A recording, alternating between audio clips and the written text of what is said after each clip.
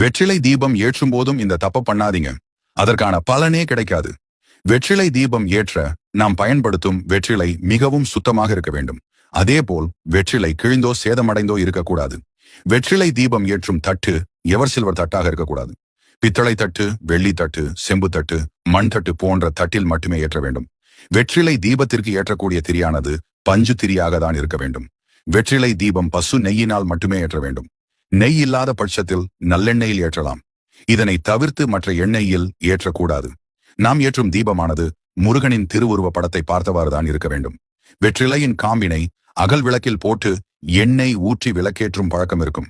இது வெற்றிலை தீபம் ஏற்றும் அன்றைக்கு மட்டும் செய்ய வேண்டுமே தவிர, இதன் வாசனை நன்றாக உள்ளது என்று தினமும் வெற்றிலை காம்பினை விளக்கில் போட்டு விளக்கேற்றக்கூடாது. வெற்றிலையின் காம்பு பகுதி தட்டின் நடுப்பகுதியில் இருக்க வேண்டும். வெற்றிலையின் நுனிப்பகுதி வெளிப்புறமாக இருக்க வேண்டும். வெற்றிலையை புதிதாக வாங்கிதான் ஏற்ற வேண்டும்.